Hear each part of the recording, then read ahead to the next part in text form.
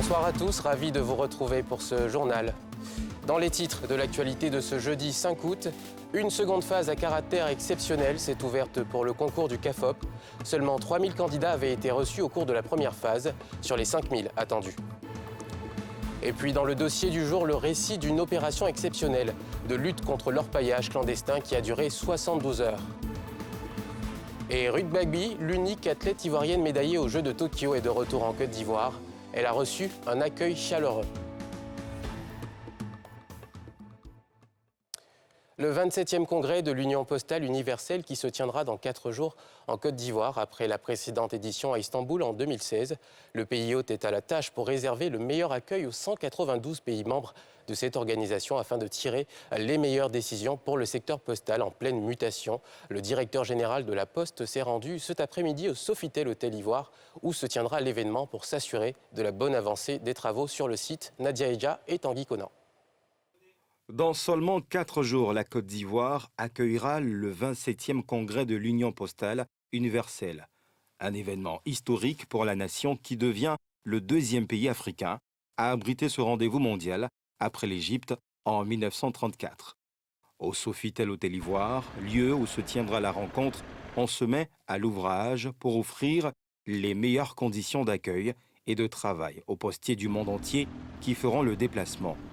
Accompagné d'une forte délégation, Isaac Yamba Yao, directeur général de la Poste de Côte d'Ivoire, s'est rendu sur le site pour constater l'état des travaux. Nous sommes très fiers de recevoir ce grand événement qui se tient pour la 2e fois sur le continent africain, après celui de 1934 en Égypte. Et vous avez donc, au terme de la visite, vu que tout est prêt et en place pour recevoir mes collègues postiers qui viennent du monde entier. En tout cas, nous sommes prêts et nous attendons donc la communauté postale mondiale le lundi 9 août pour ensemble travailler sur l'avenir du secteur postal mondial. Le 27e congrès de l'UPU se tiendra sous le thème « L'Afrique vous invite, la Côte d'Ivoire vous accueille ». Il permettra aux acteurs du secteur de décider de l'avenir de la Poste face à plusieurs réalités, dont les nouvelles technologies. Au terme de ce congrès 2021, la Côte d'Ivoire, pays hôte, présidera le conseil d'administration de l'Union postale universelle de 2021 à 2024. La précédente édition s'est tenue en 2016 à Istanbul, en Turquie. Le président du Conseil des collectivités territoriales de l'UEMOA était dans la capitale burkinabé mercredi où il a été reçu par le président Roch Christian Kaboré après plusieurs séances de travail sur les questions transfrontalières avec le nouveau responsable de la commission, Pierre Dipomela.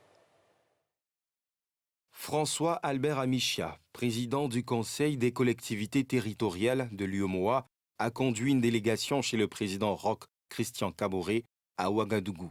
Il s'agit de faire le point des actions déjà menées par cette organisation créée en 2012 qui traite des questions transfrontalières et d'intégration des peuples au président en exercice de la conférence des chefs d'État et de gouvernement de l'Union. Le bureau de la Commission a été renouvelé et les membres du Conseil des collectivités territoriales sont venus en séance de travail et de visite de courtoisie au nouveau responsable de la Commission. Il était important que nous puissions venir saluer le président du FASO, se présenter à lui et surtout lui faire part des travaux qui ont été effectués par le CCT et surtout envisager durant son mandat en tant que président de la conférence des chefs d'État et de gouvernement ce que nous comptons faire et solliciter son appui et son soutien. Je peux vous dire qu'il nous a rassurés de son appui et il nous a rassurés de son accompagnement institutionnel, de son accompagnement politique et de son accompagnement dans les œuvres de décentralisation dans les 8 États que compose l'UEMOA. Le Conseil des collectivités territoriales de l'UEMOA travaille sur la décentralisation financière, la coopération dans la zone de l'Escabo, qui comprend Sikasso au Mali, Korogo en Côte d'Ivoire et Bobo-Dioulasso au Burkina Faso, mais aussi la zone LIR Sahel et de la Volta Noire.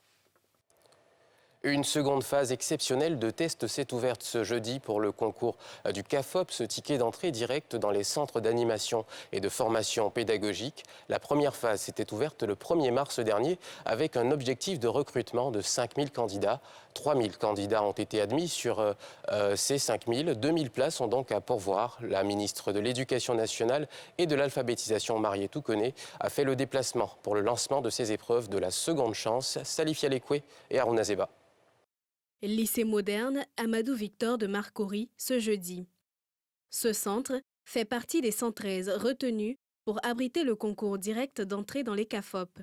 Il accueille un hôte de marque, la ministre de l'Éducation nationale et de l'alphabétisation, pour lancer la deuxième phase exceptionnelle du concours. On offre une seconde chance à ces candidats parce qu'il est budgétisé 5000 places pour les instituteurs adjoints à partir du concours du CAFOP. Et malheureusement, seulement 3000 ont réussi les épreuves. Il restait donc 2000 places budgétisées. Et quand on sait la question de l'emploi, le président de la République et le Premier ministre ont souhaité que nous offrions une seconde chance aux 52 000 candidats. Appeler tout le monde nécessitait un autre dispositif, reprendre les examens médicaux, etc. Donc on a voulu alléger tout cela et permettre à ceux qui avaient concouru la première fois de reconcourir. Cette salle informatique a été mise en place dans le cadre de la lutte contre la fraude. Pour la ministre, il est important de rompre avec cette pratique qui mine le système éducatif.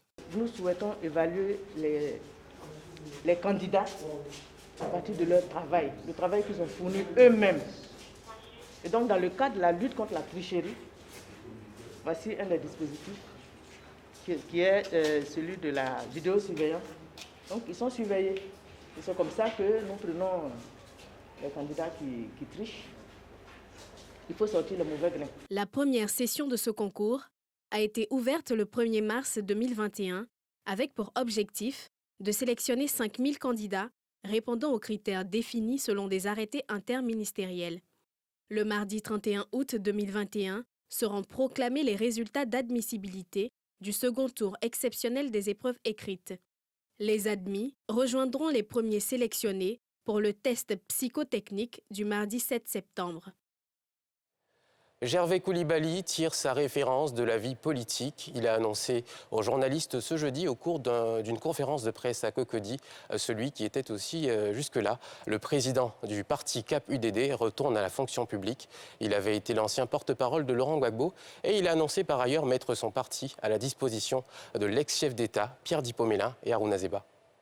Gervais Koulibaly, ancien proche collaborateur de l'ex-président Laurent Gbagbo, président de CAP Unir pour la démocratie et le développement, met officiellement fin à sa vie politique.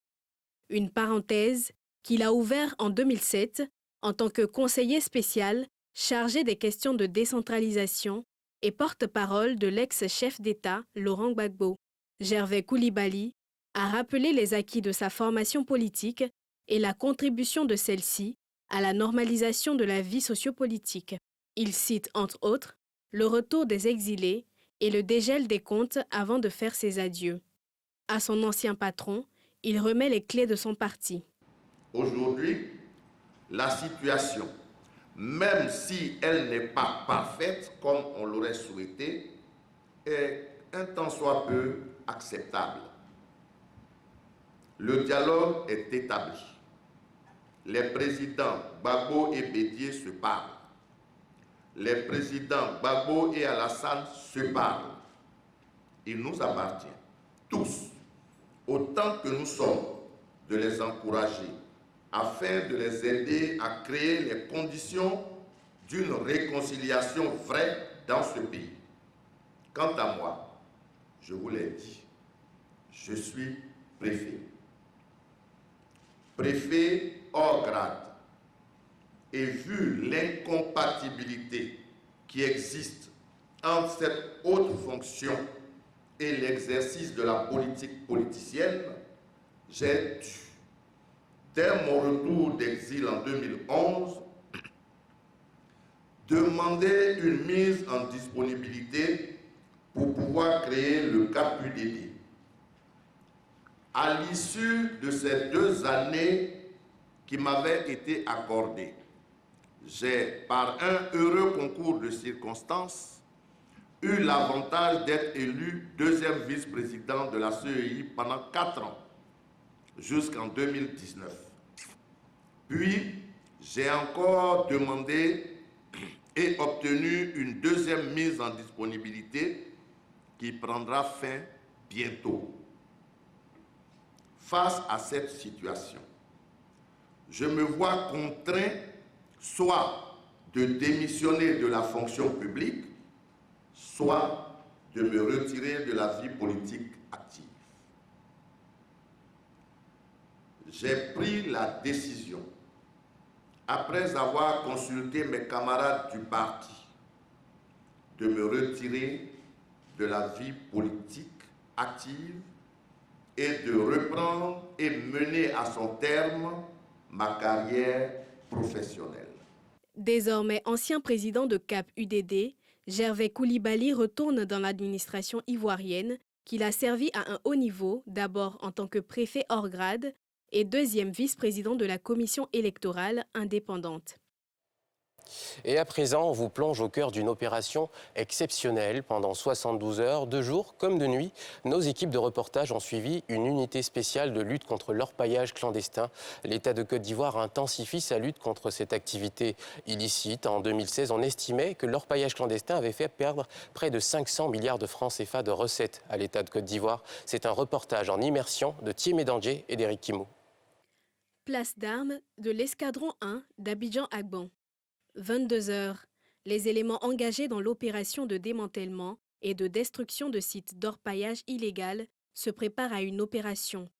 Avant le terrain, ils sont briefés. Effectif théorique, détachement, 300, présent, 300. À vos ordres, mon colonel. Vous êtes sans ignorer les dégâts qui sont commis par l'orpaillage illégal sur l'économie nationale, sur l'environnement et sur la population. C'est dans ce cadre que le Conseil national de sécurité a mis en place notre unité. Le démantèlement d'un site d'orpaillage est une opération complexe en ce sens où on ne va pas en guerre. Ce n'est pas un champ de bataille, c'est une mission de sécurité. Il est hors de question de prendre un individu pour aller le fouiller tout seul de côté. C'est le meilleur moyen de se faire agresser. Vous prenez les gens, on les regroupe. Quand l'endroit est sécurisé, on les fouille et on les embarque. Est-ce que c'est clair? La descente se veut inopinée. Le théâtre opérationnel est alors gardé secret défense. Les consignes reçues, place maintenant à l'embarquement. Avant l'aurore, la troupe est à Yamsokro. De nuit et de jour. Elle progresse et arrive à Korogo la mi-journée. Cap maintenant sur Boundiali. À 17 km du chef-lieu de région de la Bagoué, elle laisse le bitume pour la piste menant à ce site où les occupants délatent. Allez, tout le site, vous regardez. D'autres moins fortunés sont rattrapés. Le maillage opérationnel par grappe donne ses résultats. Du matériel soigneusement camouflé est découvert. Parmi les interpellés du jour, des jeunes migrants, embarqués dans une activité interdite par le code minier. Beaucoup vivent le martyre d'employeurs véreux. Mon patron Bakary et mon grand frère se connaissaient. Il lui a demandé de faire venir les jeunes du Burkina Faso pour travailler dans son champ. C'est ainsi que je suis venu ici. Depuis mon arrivée, je n'ai rien eu comme gramme d'or. Wallahi, nous dormons avec la faim ici. Quand on dit recherche, on reste ici pour creuser le sol jusqu'à 40 mètres. S'il y a de l'or dans ce trou, on continue de creuser. Dans le cas contraire, on laisse pour creuser ailleurs. Malheureusement, nous en croisons beaucoup lors de nos opérations de démantèlement. Ces migrants qui viennent des pays de la sous-région, qui sont malheureusement victimes de personnes véreuses qui les font venir dans notre État et qui les exploitent. Donc nous nous retrouvons très souvent avec cette situation des mineurs que nous retrouvons sur des sites d'orpaillage.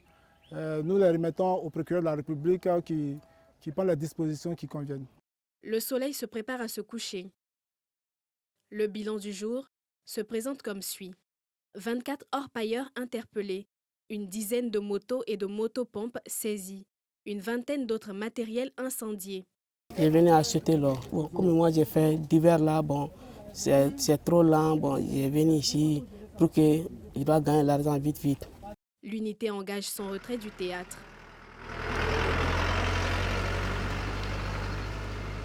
Descente sur un autre site localisé à Couteau. Là encore, l'officier supérieur en première ligne opte pour la piste poussiéreuse passant par Niofouin au confort de la voie bitumée. 3 heures après, elle arrive à Coffré, baptisé le village des orpailleurs. Le GS Loire y enregistre une autre moisson avec 6 interpellés et des saisies d'engins lourds. On a saisi ces tuyaux de pompage. On a pris 2 motopompes. Il y a même des fils électriques pour éclairer le site en temps de nuit. La drague métallique là, c'est une laveuse. C'est elle qui reçoit l'eau qui a été aspirée depuis la boue là-bas. Et avec l'eau, la boue est lavée et il y a donc un tri entre l'or et les éléments qui ne sont pas importants. À la suite de nos opérations, nous avons pu interpeller 6 individus avec à leur possession des détecteurs. Ensuite, 3 machines qu'on a pu saisir. On a pris des motopompes, 2 motopompes, une laveuse, 10 motos, et des fils électriques et des tuyaux pour aspirer la boue pour le lavage. Les choses sont claires, la nature est en train d'être détruite. Donc il faut qu'on prenne le taureau par les cornes. À véhicule ou à pied, d'autres sites sont débusqués et détruits. Il faut se préparer pour être prêt à toute éventualité. On n'est pas en camping, vacances. Voilà, on ne se met pas en PLS pour faire la sieste. On est toujours sur le qui-vive. Monsieur, je compte sur vous. Est-ce que c'est clair? Ces éléments vont camper sur les lieux. Objectif, éviter tout sabotage du matériel lourd saisi qui peut leur être imputé.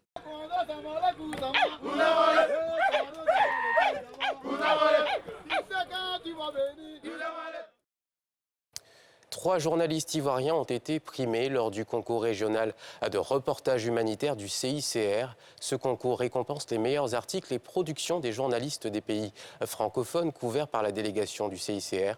Pour l'édition de cette année, 16 journalistes ont planché sur le thème « Les migrants disparus et leurs familles ». Reportage de Yeli Traoré et de Tanguy Conan.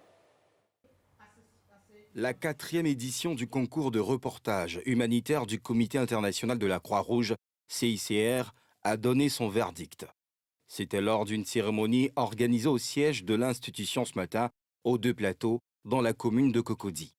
16 productions avaient été soumises au jury du concours cette année, dans les catégories presse écrite, presse en ligne et radio-télévision. Pour cette édition, les candidats ont planché sur le thème de « Les migrants disparus et leurs familles ». Ce qui nous importait plutôt, c'était d'abord l'accroche. Ensuite, il y a les explications des faits. Il fallait nous donner les vérités, les faits.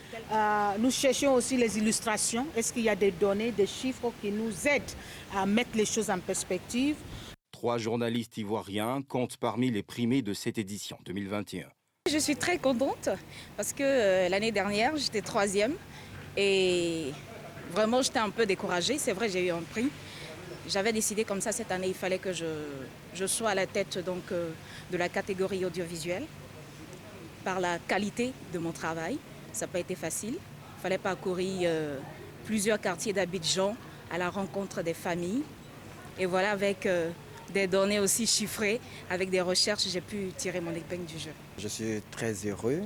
J'ai essayé la première fois, c'était l'année dernière. Ça n'a pas marché. Je n'ai pas baissé les bras. Je me suis dit qu'il fallait retrousser les manches et revenir de la plus belle des manières. J'ai essayé cette année, ça a marché, je suis très heureux. Certes, je suis contente, mais je me dis qu'à travers cette plume, j'apporte une pierre à l'édifice, mais je ne suis pas totalement satisfaite. J'espère vraiment que ma plume va porter de sorte que les institutions et l'État puissent prendre à cœur la question des familles des migrants disparus qui souffrent psychologiquement. Les lauréats ont reçu, outre un trophée, un ordinateur portable, un dictaphone, un abonnement Internet de 6 mois à 1 an et un bon d'achat de 100 à 200 000 francs CFA. Les travaux de renforcement et d'élargissement de la liaison Carrefour-Sable-Route de Dabou ont été lancés cet après-midi. Cette cérémonie était présidée par le ministre des Infrastructures et de l'Entretien routier en présence du maire de la commune de Yopougon.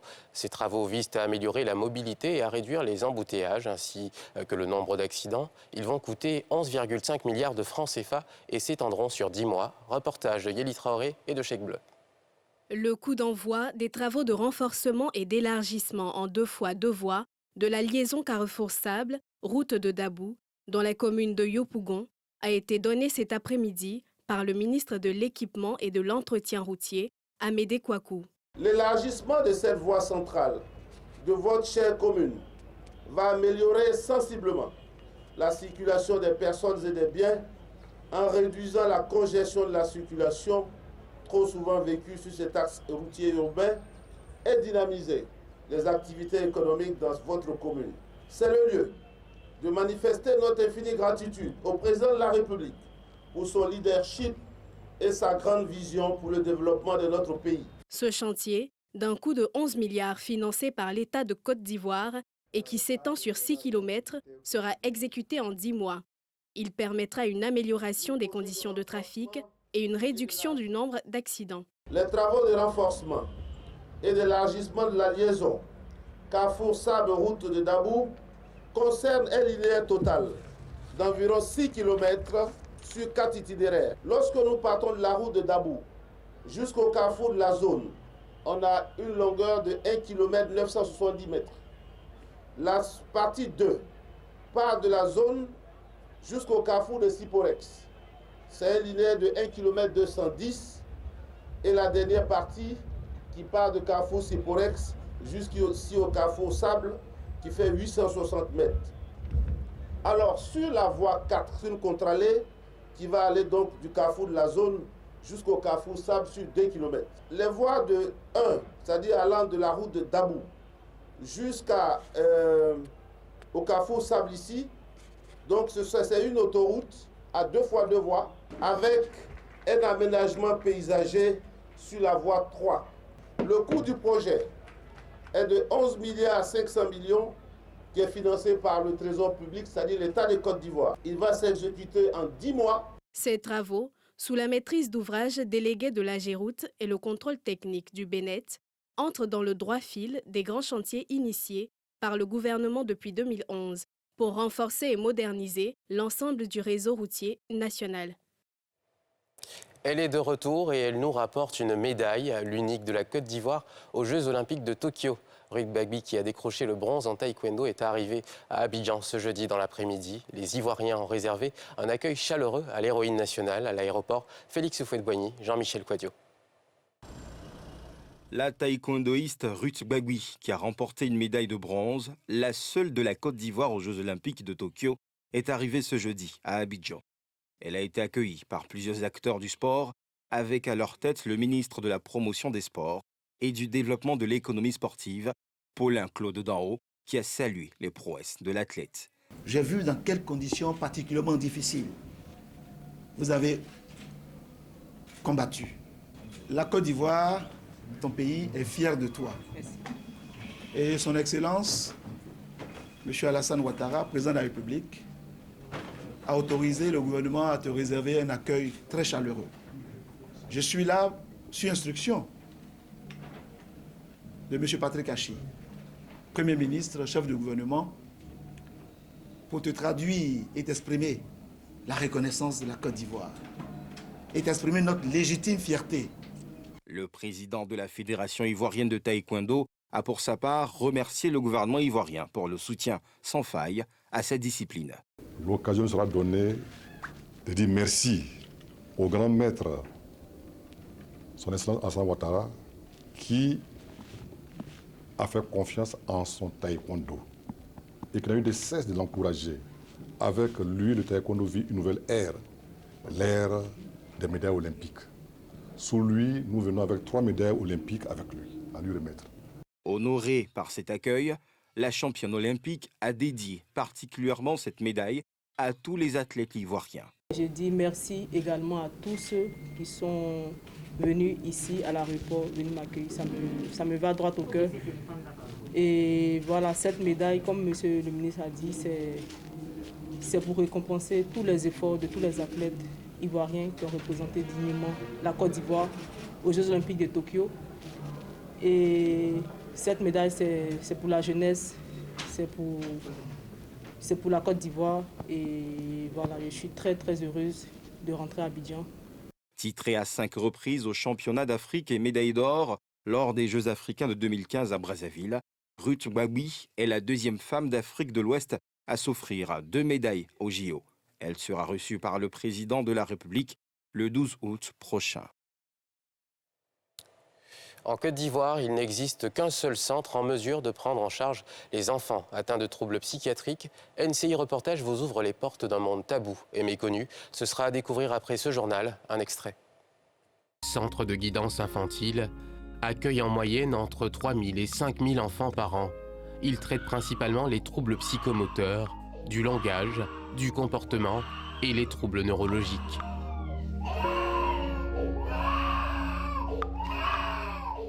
Au départ, ça me faisait bizarre. J'avais un peu peur qu'ils ne soient pas comme les autres. Mais depuis que j'ai mis les pieds ici, je vois que les enfants sont comme ça et puis les parents les aiment tels qu'ils sont. Je ne peux pas le laisser. Et c'est la fin de ce journal. Merci de votre fidélité. Bonne suite de programmes sur NCI.